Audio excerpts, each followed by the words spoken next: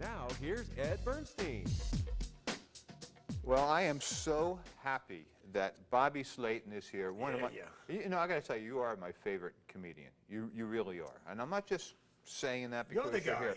No, I mean, you are just, ad-libbing, rehearsed, whatever you do, man, it's always Well, you haven't always seen that many funny. comics, have you? No. There's a lot of new guys that are coming up, there's people always ask me who my favorite comic is. Right. And I go, well, I don't really watch that much comedy.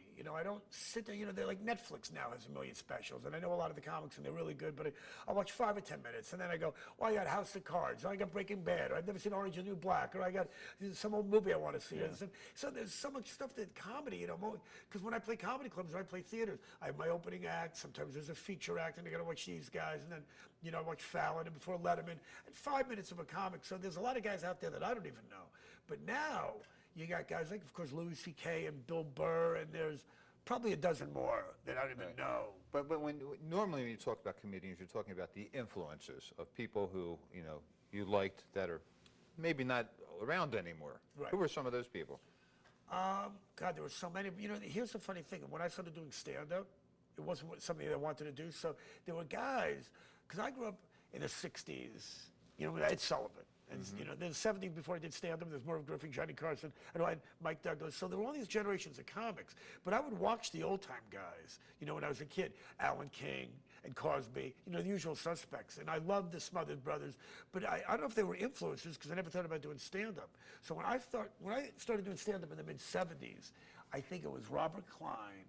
I think most Jewish New York comics loved Klein.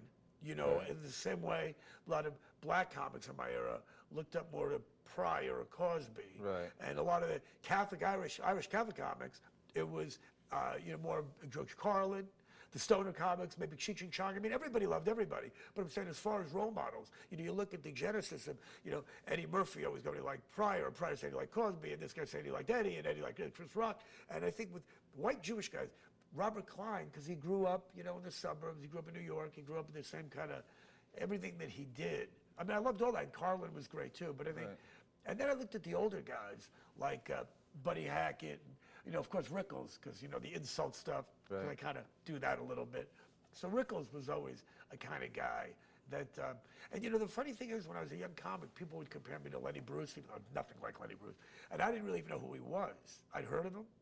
And I was like 22, 23, and I started watching his stuff.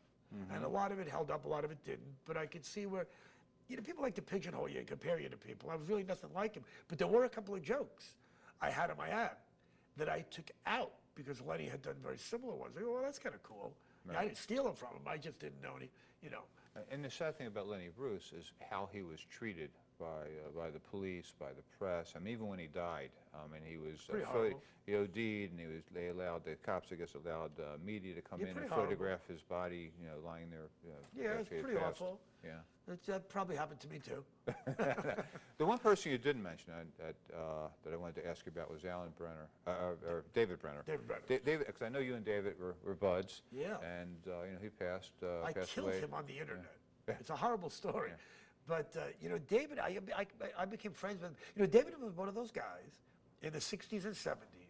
He was that generation of comics that, he helped Jimmy Walker and Richard Lewis. And those guys came a few years before me. There was all, talking about this comedy movement in the 70s and early 80s, I was really part of that. But right before us was Richard Lewis and Letterman and Leno. There were a lot of guys, Skip Stevenson, Leigh Boozler, a million guys. But Brenner came right before that. And David was, you forget that he hosted The Tonight Show, I think, 150 times. He appeared on it 300 times. One of the biggest comics in the 70s. So he gave me one of my first TV shots. Not as important as this show. But he gave me, I think before I did The Tonight Show with Johnny Carson, Brenner, or maybe right afterwards, Brenner had a thing with Joan Rivers. It was a late night, something called Late Night. And Brenner put me on. And we weren't friends, but when I moved to Vegas and I got Hooters Casino about 5, 6 years ago, David was living here. Right. He didn't really want to live here, but his kids were here through divorces, so he was here for his kids. Took himself off the road a lot. So David and I became friendly, and we started going out for dinner. And him and I share the same mentality. The whole East Coast Jewish stand-up. And he had great stories. So when I would see David whenever I could, we would have these lunches. We just had one this week with Oscar Goodman and Carrot Top and Anthony Cools. you know, we have all these, we try to get everybody together, but everybody was never here at one time. So it was kind of a luncheon. We toasted David, but he didn't tell anybody he was dying. He didn't tell anybody. And I was going to New York, and David was living in New York at the time. And you emailed David, and he would get right back to you. And he didn't get back to me. And I called up Richard Lewis. He goes, "Nah, David's not getting back to me either." And then, you know, Jimmy Walker. And David was hiding the fact that he was so sick. And it was really very sad. We had this dinner with Woody Allen one night, and this New York dinner thing we put together. And David couldn't make it. He wouldn't say why. And everybody, this is not like him. So his son calls me up when David was on his deathbed. It was horrible. I don't mean to make a joke about this, but David thought, I'm sure he'd appreciate it. He goes, "My father's on his deathbed." He didn't tell anybody he had cancer. He wouldn't tell anybody. I guess he wouldn't do any alternative treatment until it was too late. And he was just in bad shape, and he couldn't talk anymore. So all these comics are emailing Jimmy Walker. It's Jimmy Walker's fault. Jimmy Walker says that David doesn't have a long time to live. And then he sends out a blanket email that said something along the lines of, "Now that David's gone, and we'll find out where the services are." And I was pretty beside myself. On top of that, I was playing some horrible comedy club in Peoria. I was in this rundown hotel room. I don't mean to make this about me, but I was depressed enough playing Peoria. And now I hear that my friend David dies. Yeah. So I go online on Twitter, and I said, "Rest in peace, my good friend David Brenner." And Richard Lewis emails me. And Richard says, "You shouldn't bury David till he's gone." Right. And I emailed back and said, "Well, he is gone." He didn't know. Jimmy Walker said he was gone. So I put this out on Twitter, that David Brenner's gone, and I put something on Facebook, which I hate to do that. Every time somebody dies, my dog died, my grandmother's sick, it's my birthday, but everybody has to put, but it's the only place for you to vent sometimes, when you're by yourself. You want to tell people these horrible things, or good things. So anyway, I put on Facebook, I think Norm Clarke from the Las Vegas, paper calls me up, Review Journal. He goes, "Bobby, I haven't heard anything about this." And nobody heard anything about David dying. And then Joan Rivers picks up my tweet from what I heard, and she tweeted that David Brenner's gone. So Richard Lewis emails me and says he's not gone yet. I go, "Well, Jimmy Walker told me he was dead." So it's all over Facebook, and people are asking me, well, because usually when somebody does die or something happens, you can go right on the internet and find out about it. Right. And since I was the only one that posted it, there's nothing anywhere. So I felt like I should call David's son because I killed him. I killed my best friend. Okay. He wasn't gone yet. But it's Jimmy Walker's fault, not mine. Jeez. And David was such a bright man. I mean, he came to politics and current events. I mean, he had an opinion on everything, and he was very well read. I mean, he read all the time, if I recall. Yeah. He was great, and his stories, like I said. He always had somebody show him his stories. You mention anything, any casino, anything, and David was right there. Like I said, and he helped out Jimmy Walker a lot, and he was one of those guys that just liked to walk around New York. It's something that I do. I mean, he's a Philly guy, but I always look at him as a New Yorker. But he would just, do the same thing I do, just walk around New York and get material, and we became such good friends. And then, talking about material, yeah, you had some incredibly funny material on Jimmy Fallon. Oh, I did? Hey, if you forgot the show, we have a little bit of a clip. Oh, I'd love to see that. Yes. My wife is not with me on this trip, and which makes my job great because she doesn't travel with me that often. It's amazing, too. I'm married for 22 years. It's a long time. Marriage is a job.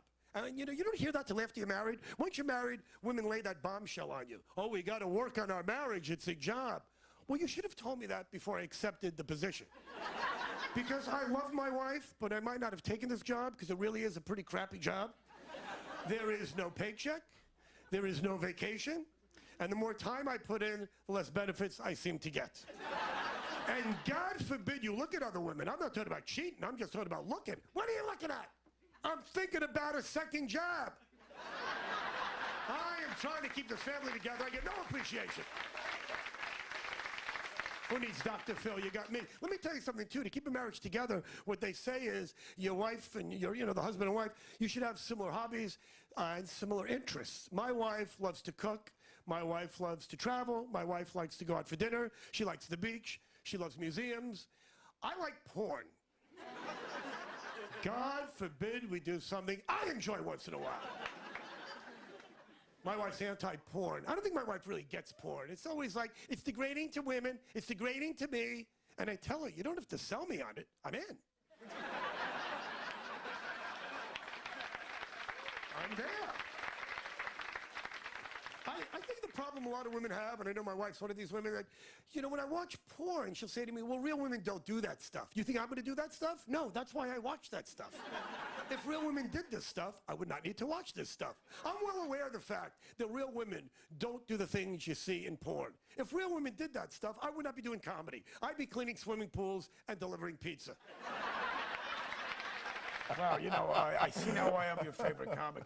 That was, you know, that was 5 years ago. That was on the old Jimmy Fallon show. Yeah. And, you know, I didn't even realize this. You know what's great about Jimmy is that I'm trying to get on the Fallon show, the Tonight Show. They keep giving me a date, and then they go, no, they don't put a lot of comics on anymore. And they put a lot of the young comics on, you know, because they're the ones that they try to keep the shows hip and relevant. Right. You know, I mean, even Leno was, and I think Letterman never really put the Smothers Brothers on that much. They put Carlin on because he was such an icon. But, you know, they want to showcase the young comics. But what's funny about, that was 5 years ago. And the only reason I know that is because I said, I'm married for 22 years. Now it's 27 years. And now my hair is totally gray. I might have even been coloring it at that point a little because everybody said, you know, you got on TV, you look so old. And I go, I don't really care. What am I'm not auditioning for the new James Bond movie. It's okay. You know? But that is as funny then as it is today. I mean, that is a riot, that kind of stuff. And, you know, you talk about... Because everybody hates their wife and everybody loves porn. But you do a lot of personal things about, you know, your family, your wife, your kids, right? And it's funny because when you're talking about you got to work at it, you got to work at it. You know, the other thing you got to work at, you know, it's interesting. You're having dinner at a restaurant and the waiter comes over. You're still working on that? Oh, right. Yeah. You know, that was Ed just tried to do a joke. It didn't really go over very well, but he tried. You're one of my favorite talk shows, not one of my favorite comics. No, but you know what it is with the one thing I don't work on a lot anymore is I don't work on material as much as I should. I mean, I know that guys like Jerry Seinfeld will sit down every day. And there's some guys that it just comes to them automatically. You know, it seems now, I mean, I still work on material. Right. You know, I mean, this weekend at the South Point, I did some new stuff. But, you know, at the same time, I have two great opening acts playing with me. I have this guy, Lenny, Clarke, and I have my friend Jim Florentine. They're doing 20 minutes each. I only do about 40 minutes. So I have a lot of new material, but, you know, at the same time, you want to just hit them with, you know, the best stuff you have.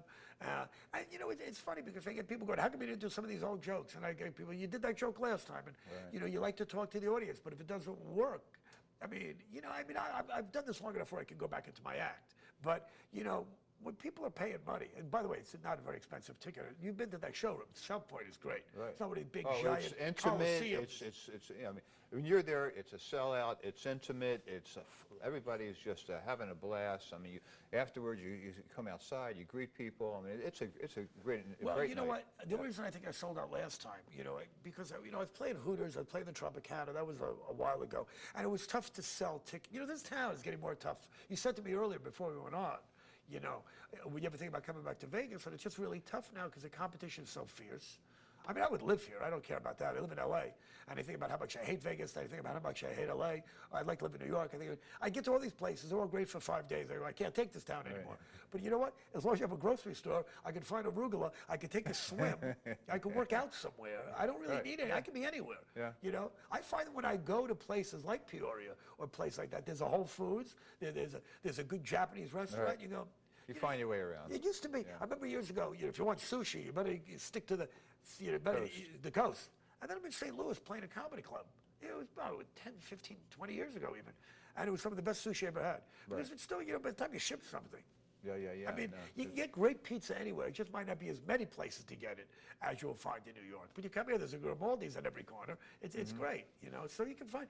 You know, I remember when I first moved to California, people said to me, "You can't get good bagels out here." Is that what your whole life's about, good bagels? I mean, I love bagels, but if I have to live without a good bagel, I can do it. Well, hey, you know what? Look, I was told you I was in L.A. yesterday and had picked up a lunch at Nate and Al's to take back on the plane with me. Hey, as good as New York, I thought. Yeah, absolutely. Yeah. Let's talk about female comedians. What about them? Yeah, I mean, it seems like they get a lot of exposure. You know, the Whitney Cummings, you know, the whole genre, you know, all her friends. Well, I think what's happened with the female comics now, there's just more of them. You know, women, people say there's no funny women comics. And back in the old days, there weren't. There was Joan Rivers. I don't want to go further than that, but when I was a kid, there was some. I mean, Mama's Mabley, Tony Field from the 50s and 60s. Well, but when I was Lucille young, Ball, you know. but there was Elaine Boozler, there was Joan Rivers. There just weren't a lot of women doing it. So, you know, let's say there were 20 women comics, maybe let's say 50, I don't know how many there were, I'm just making up a number, there are 50 women comics, yeah, 40 of them did suck. But at the time, there were probably 200 guy comics, and 150 of them sucked. So, you know, there weren't a lot of good women comics. And I think women now, once they start getting elected to office, once you start getting equal pay, once you start having regular jobs, and I'm not saying that's a good thing, guys, but I'm saying that women now are more, you know, they're just out there. More career-minded. More career-minded, and I think that comes along with doing stand-up comedy. Because, you know, for years, women, you know, their jobs were part-time. They always talked about being a housewife and being a mother. And now you see Amy Schumer, Lisa Lampanelli, and Sarah Silverman, there's dozens of them. And they're comfortable talking about sex, whereas in the past, I don't think they were. Right. So I think stand-up comedy's always been a guy thing. It's like joining the service. Now there are, you know, women who are getting through, you know, boot camp. And so, you know, women firefighters. There's just not as many of them. So I find some of them to be funny. Not that many of them, but I don't find that many. Comics are very critical. I mean, you ask Lance Burton or you ask any of these guys about magic, you know, Penn and Teller, they'll be very critical of other magicians because they know the techniques, they know the tricks, you know, the tricks behind the tricks. And with comics, it's the same thing. You know, I see that guy's derivative of that guy. This joke's already been done before. But when I watch, you know, I was watching like a show like America's Got Talent, and Howie Mandel is on the show. Right. Now, I think he does a great job on that show. He does do a good job, but he seems to be, you know, partial to comedians because he appreciates how difficult it is to get up in front of thousands of people and do a stand-up routine. Right. Well, that makes sense. I think he's, yeah. Well, the comics they put on there, Howie's, I can understand that. I'd probably be the same way because that's a tough show to do, especially for a comic, when you got all those other. No, he's kind of reinvented himself. I mean, he was really funny, you know, when he was younger. He came out, with a big bang. He was hilarious, and he kind of disappeared for a while. And you know, I haven't seen him stand up in a long time. I'm sure it's still pretty goofy. Howie's always been goofy, but I remember he had been doing stand-up comedy in Canada. You know, that's where he's from. And I was living in San Francisco where I started doing stand-up. But we both came down for the first time back at it had to be in the mid-'70s to audition at the world-famous Comedy Store on a Monday night. And Howie and I were the first two in line. You had to get in line like 5 o'clock, and you're lucky if you got 5 minutes, like at 9 o'clock that night. And me and Howie just started talking. He had been in the carpet business. My father was in the carpet business, and you know. And then Howie took off. I'm still stuck doing this show. Ed Bernstein Show, if I had to look. No, I kid you. But Howie went on. But when he did, was it St. Elsewhere? He became a serious actor. Yeah. And you know, I got to give the guy credit. He's always been nice to me. He's a good guy. So yeah, and I see where comedians have always been partial to comedy. That last comic standing, I can't watch. I find that to be just an abomination. I won't watch it. Right. It's just comedy is already degrading enough. Now you got to put these guys being judged by other comics. It's awful. Who would you go see? Who would you go see? Reach into your pocket, pay some money to see. Pay money? Yeah, pay money to see a comedian? Yeah. I don't know if I could do it only because it's not a cheap thing. It's only because I see so much comedy, and every comic I know that I like, I could call and get a free ticket for. And if he did give me a free ticket, I'm not going to pay to see that bastard. But if I had to pay to see somebody, I would pay to see Bill Burr.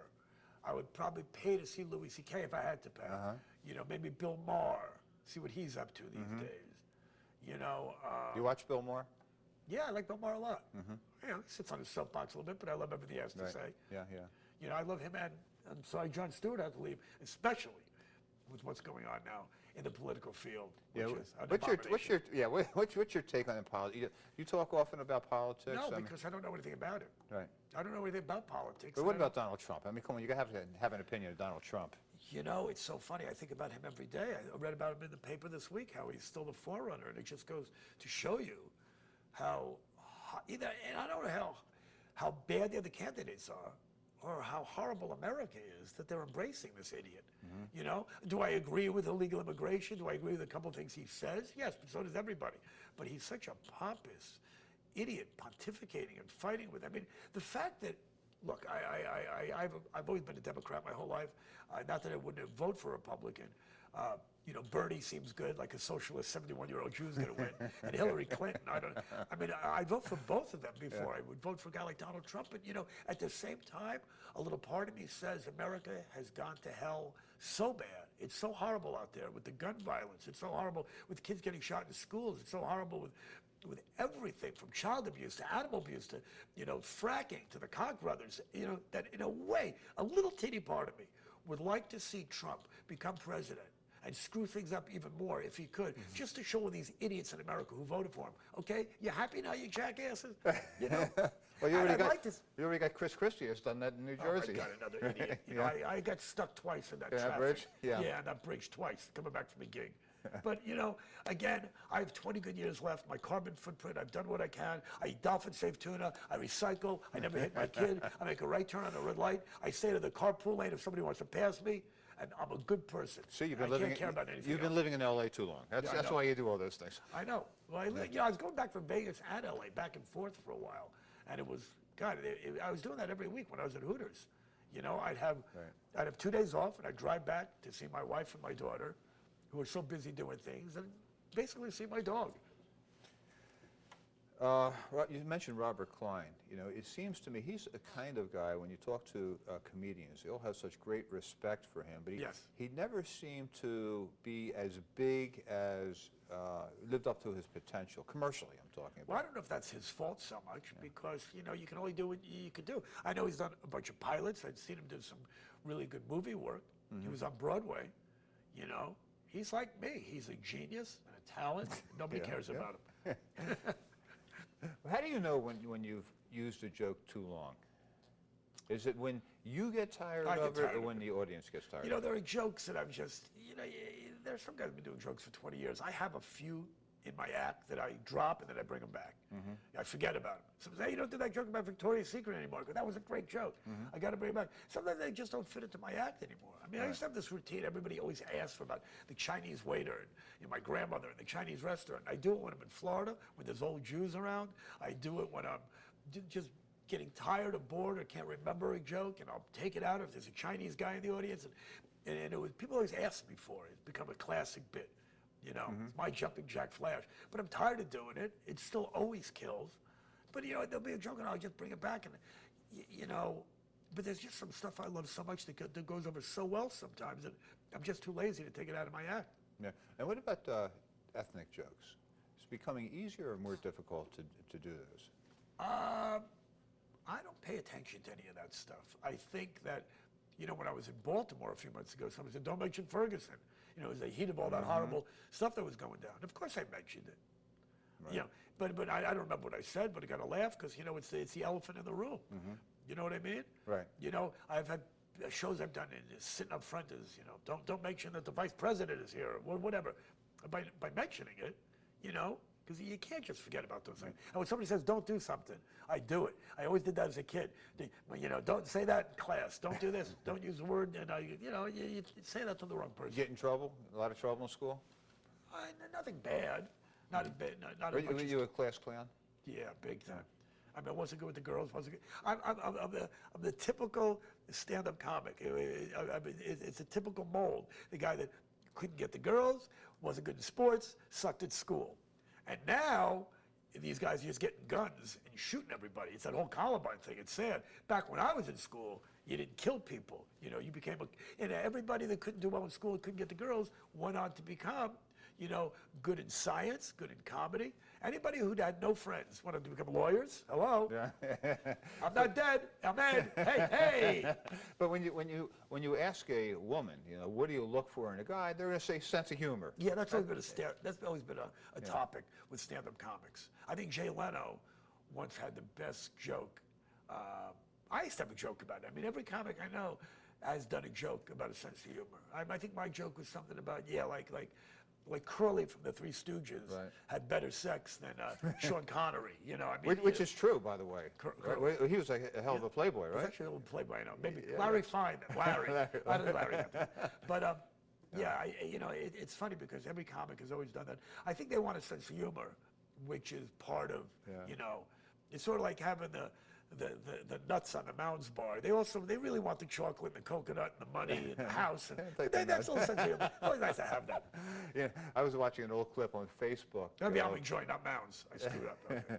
I was having and it had this Facebook clip with the Three Stooges in a segment with Lucille Ball was actually in the Really? segment with the Three I don't know Stooges. if I She ever saw played. that. Yeah, well, she had a short little. I think I she gotta said go one look that up. line. That's the kind of stuff I love. Yeah, yeah. On YouTube and via Facebook, you can find this really great It was stuff. before she became a big star. I mean, she was just kind of like one of 3 chorus girls in a scene with the Three Stooges. Wow.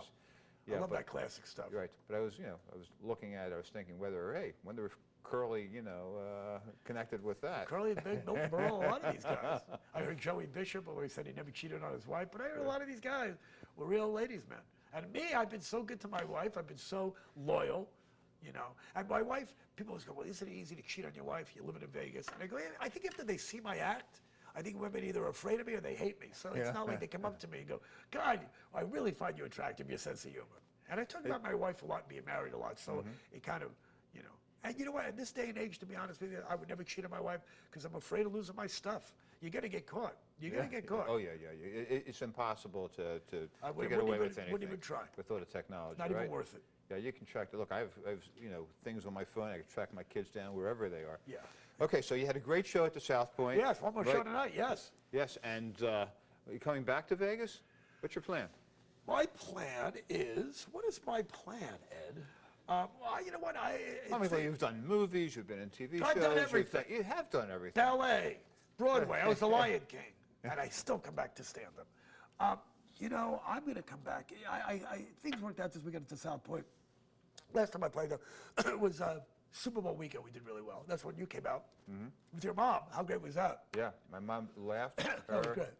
Because I called you. You were out of town, so I wanted to see if your mom had a good time because I could see my act going either way. People either love me or hate me.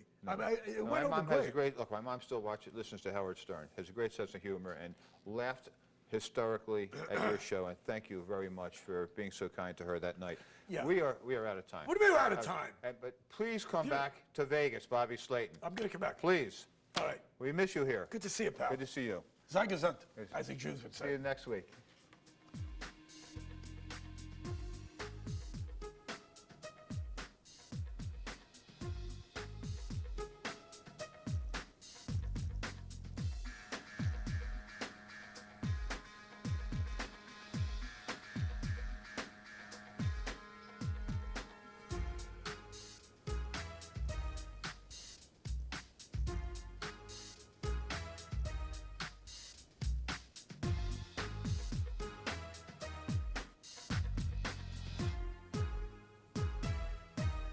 Time can change many things, but what doesn't change is our commitment to serve you. So if you've been injured in an accident, or if you need help in your Social Security or workers' comp case, we can get you the best possible result. Enough said. Call Ed. EdBernstein.com.